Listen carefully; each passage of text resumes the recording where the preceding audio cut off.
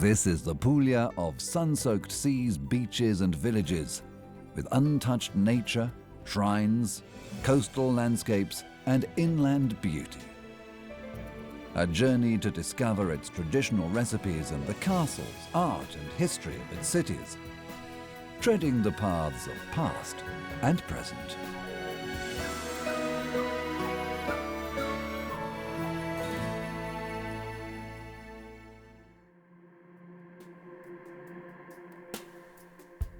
Ten nautical miles from the Gargano coast lies the small archipelago of the Tremiti Islands.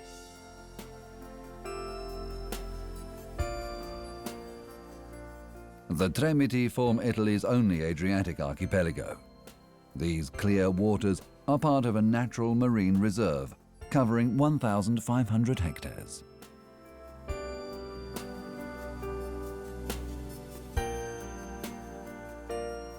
The water mirrors the calcareous rocks, where the wind and sea have carved out countless inlets and caves.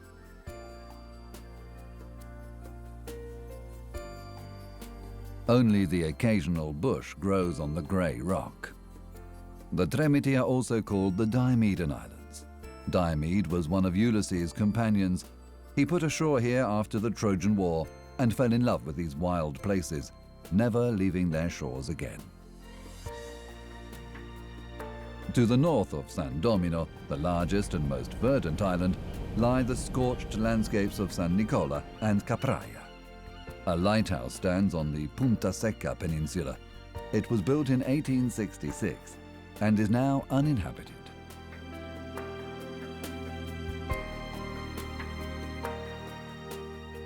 San Nicola is the archipelago's only town, where Benedictine monks settled in the 11th century.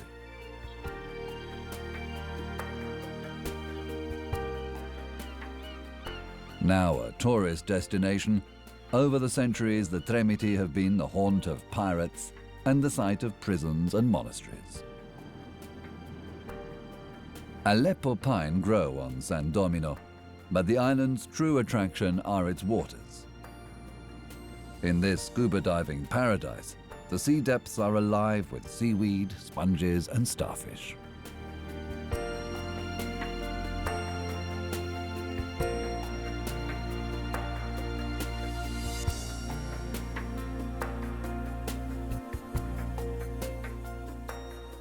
South of the archipelago, on the coast of the Gargano headland, lies Lesina Lake. A narrow strip cut by channels divides its fresh water from the salt sea.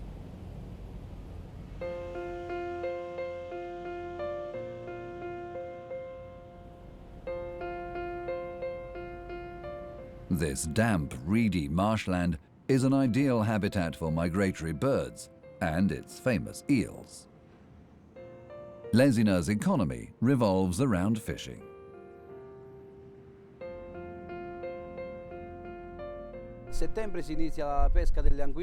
The eel fishing season opens in September, and we use a special kind of tackle with traps and nets to catch the fish. Lesina grew on a finger of land pointing into the lake. The marshland brought property, but also malaria, which decimated the population in the past. Every year, the season opens with preparations for allocating the fishing areas.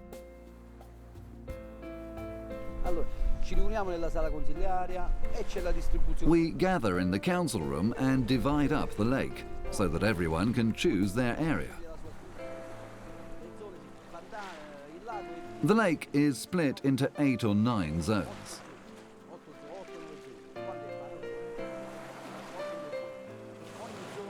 Each zone covers 12 or 1,300 square meters. Everyone chooses their zone and goes to the draw. Once your zone's been allotted, you can't fish anywhere else for 3 or 4 months.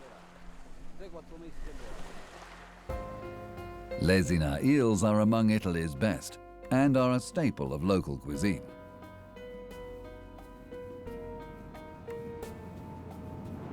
Along the coast of Gargano, the limestone rock conceals caves that were inhabited even in prehistoric times.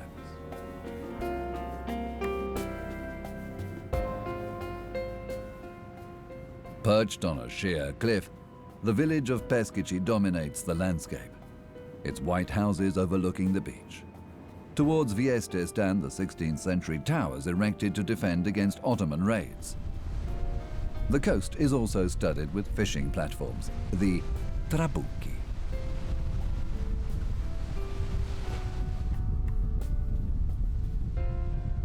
Sono un viestano, quindi conoscevo benissimo. I'm from Vieste, so I know the trabucchi very well.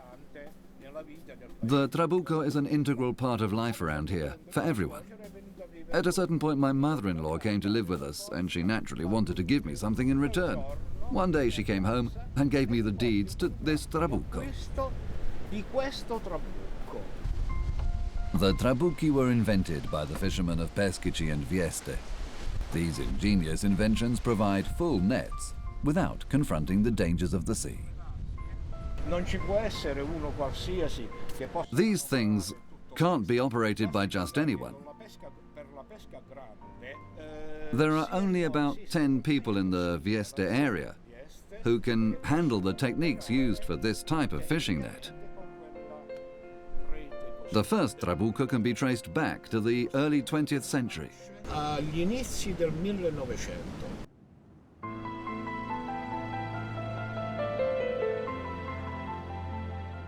Vieste has played a leading role in the art and history of Gargano since medieval times.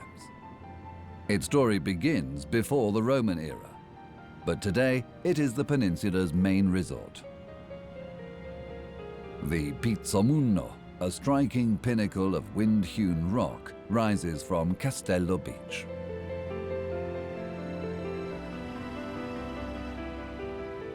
Vieste's historic center extends towards the sea along the San Francesco Peninsula, facing the island of Faro di Santa Eufemia.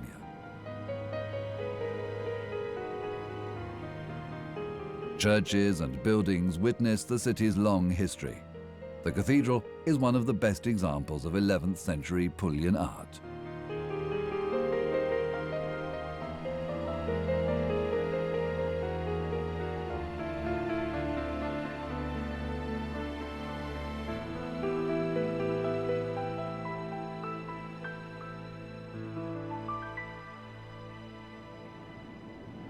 Hidden clefts in the rocky coastline around Vieste are rich troves of historical remains.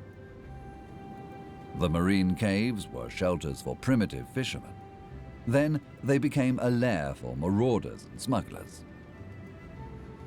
Now we can admire their shimmering play of light and color. Beside these corners of paradise lie beaches and famous resorts, tempting tourists to their golden sands.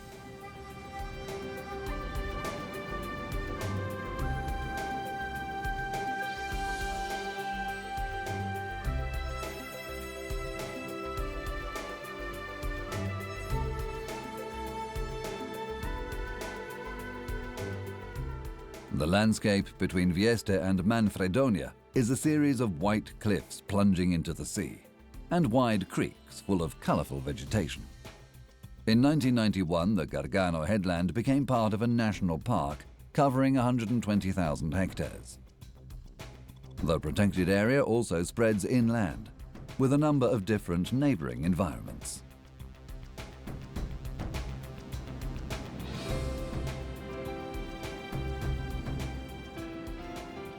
Gargano is a realm of biodiversity. It is home to 2,000 different plant species, a third of Italy's total, and 2/3 of its animal species.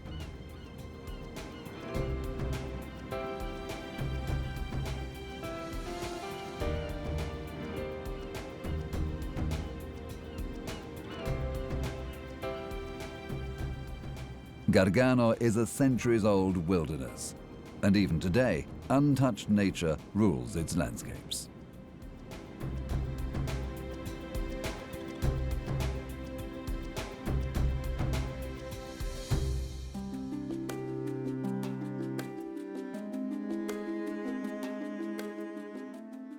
Near the Adriatic coast, the countryside becomes harsh and mountainous. The Gargano hinterland retains its inaccessible nature. A few small villages are scattered across the vast expanse of meadowland.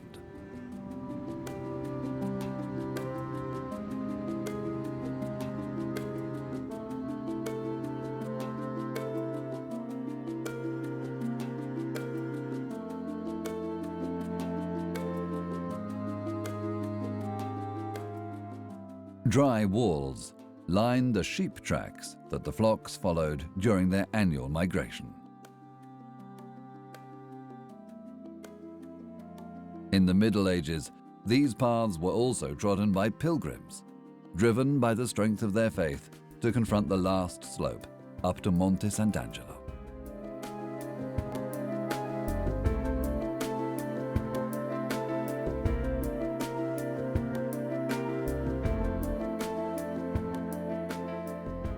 From the town summit, the castle looks down on the houses of Monte Sant'Angelo.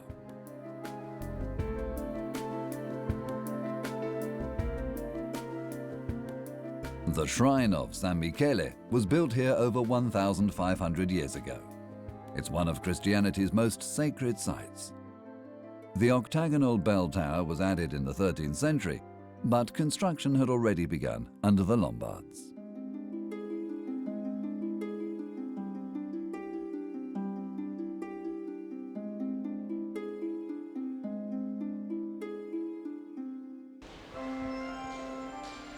It's said that St. Michael appeared here 3 times. A stairway in the rock leads to the grotto where he was seen. Over the centuries, the shrine has been altered several times, with altars, furnishings, and works from different periods. The silence has remained unchanged, and a spiritual air still enfolds the grotto.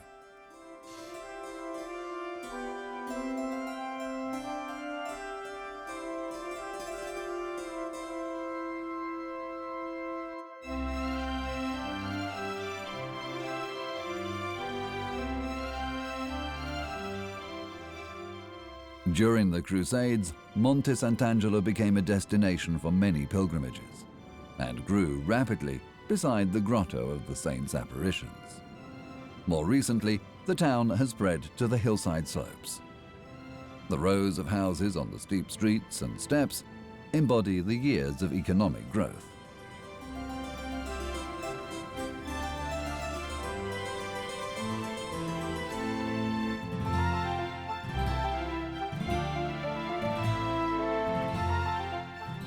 The rocky spur of Monte Sant'Angelo overlooks the Bay of Manfredonia. Southwards along the coast lie Europe's largest salt works.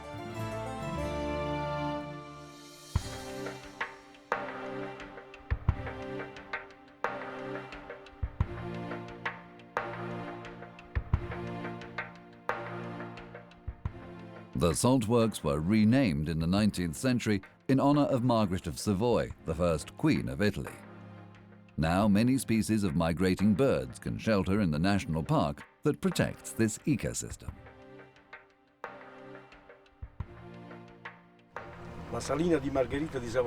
The Margherita di Savoia salt works cover an area of around 4,500 hectares, and 4,000 of these are underwater. The infrastructure covers 500 hectares, roads, sheds, stores, and so on. The water follows a long course through the extraction pans.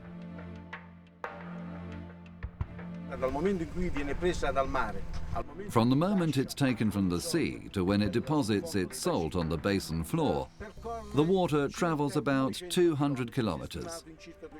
Because we make it follow a long, twisting course to oxygenate it and present a larger quantity of moving water to the sun and wind, giving it a higher density and concentration.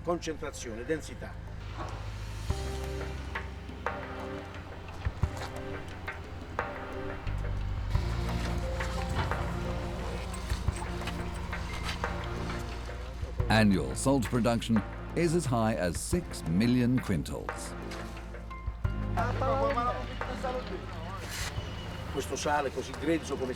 This coarse salt is stored straight from the pans. It's then washed, spun and dried in ovens.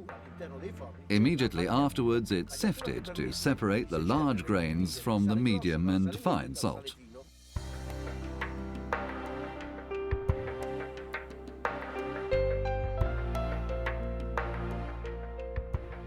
Our journey leads from the salt pans along the pilgrim trail towards another famous shrine.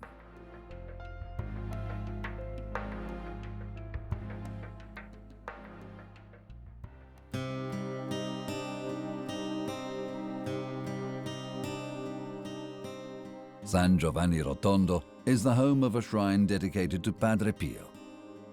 In 1916, the priest from Pietrelcina retired to the monastery here. Pio was canonized in 2002, and 2 years later, work on the church was completed.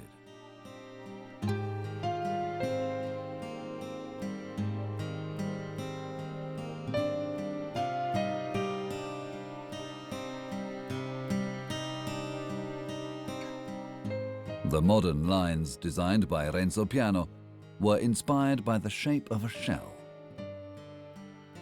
On great occasions, the church hosts up to 30,000 worshippers.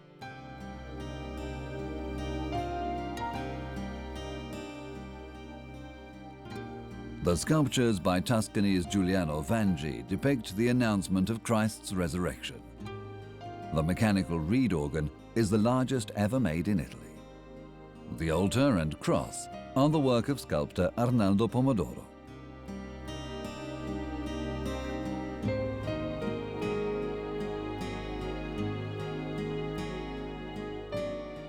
Every year, San Giovanni Rotondo welcomes up to 7 million of the faithful.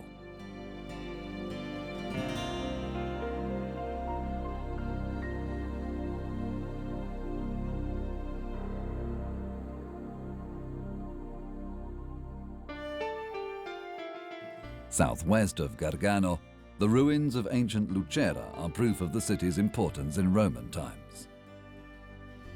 The amphitheatre was built in honor of Augustus, the first emperor.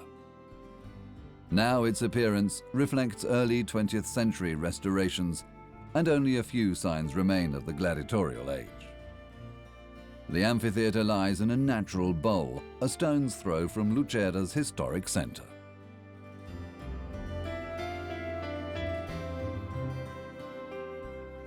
The Garibaldi Civic Theatre is the fulcrum of the city's cultural life. After skillful restoration, since 2005 it has once again hosted an extensive program of dance, music and drama.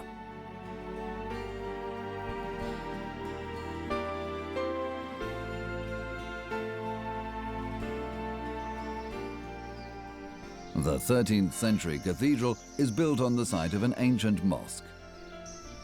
Some years before, in fact, the Emperor Frederick II settled groups of Saracens here after they had risen up in Sicily.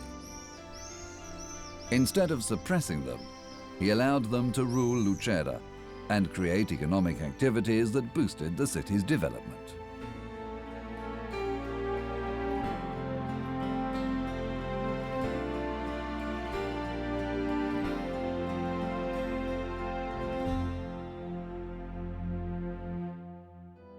Lucera is to the northwest of Foggia, on the Daunia flatlands.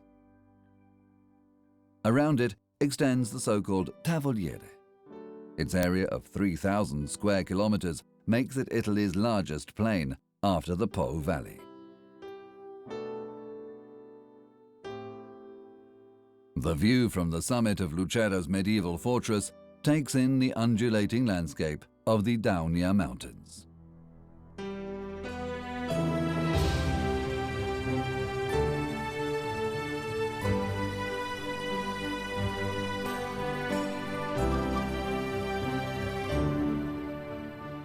The hills are a fragment of the Apennine chain and have retained great stretches of grassland and forests of oak and beech. But the future has already arrived. Since the mid-1990s, this area has been the site of Italy's first private wind farm.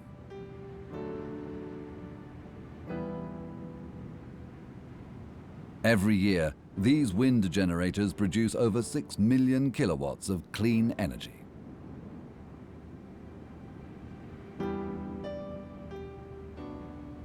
Puglia's environmental diversity continues southwards along the Adriatic coast. Barletta has a long history as a maritime crossroads, visited in the Middle Ages by merchants and crusaders. The German, French and Spanish dynasties that ruled southern Italy have left their mark on the castle.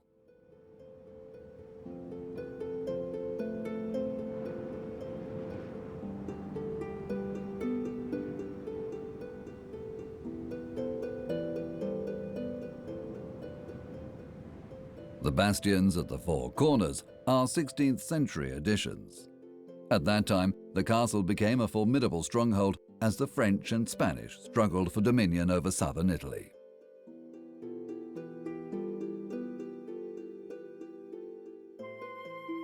The fortress is now a museum, with a bust of Frederick II, the only surviving portrait of the great emperor, except for his picture on coins.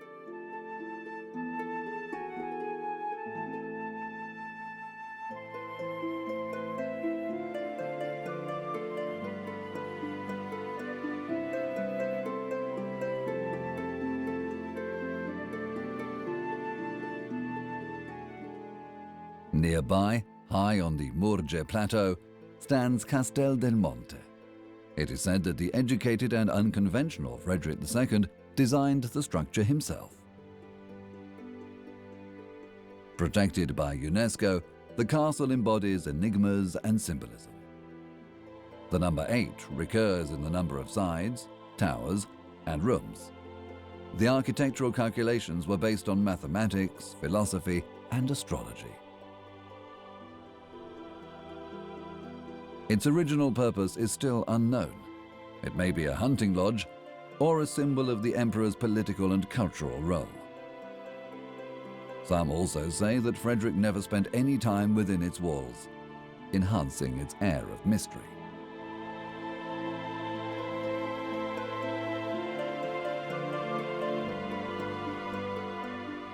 The Orthodox Catholic Church of Santa Maria degli Angeli also forms part of Barletta's artistic heritage.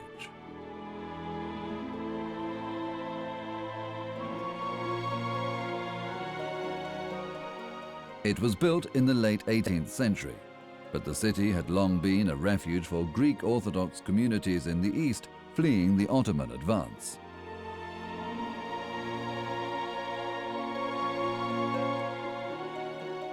Recent renovations have restored its paintings and mosaics to their original beauty.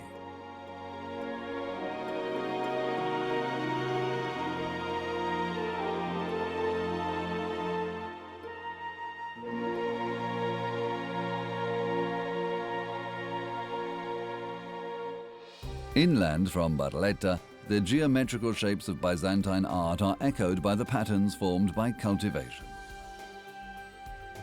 Vineyards and olive groves cover large areas of the region. The area is divided into 25 DOC zones, producing high-quality wines.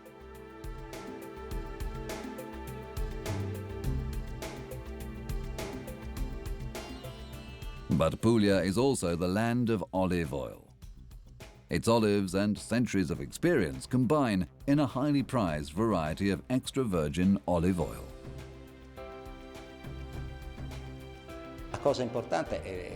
The important things are care and the heritage that's been handed down through the generations. It's a true heritage with real value. And this value means not only the harvest. It comes from pruning, which we do twice a year. A great oil, like a fine wine, can only be made in the countryside. These traditions are an integral part of the region's identity. I'd say that without its olive oil, Puglia wouldn't be Puglia. We're able to produce a top-quality product, although it's often undervalued. But I think it's very important for us to concentrate on the environment and our region. If the product loses its status, it'll mean the neglect of these huge, magnificent trees that nowadays are often used to decorate gardens in northern villas.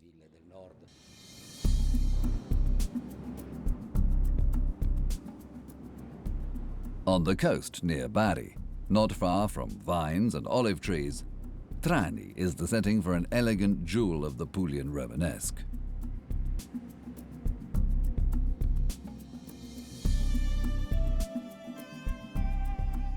For 1,000 years, the cathedral and its 3 semicircular apses has turned its back to the port, but it can still be admired from the sea. The light flooding through the glazing and rose window colours the interior, formed by 3 superimposed churches. The warm tones illuminate arcades, columns and chapels.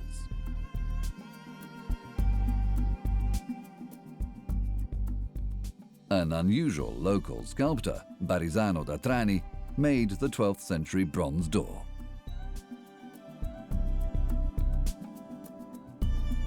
The cathedral stands in the historic centre, where the port's worldly vitality fills the winding alleys and houses. Like the cathedral, the monastery has stood by the sea for over 1,000 years.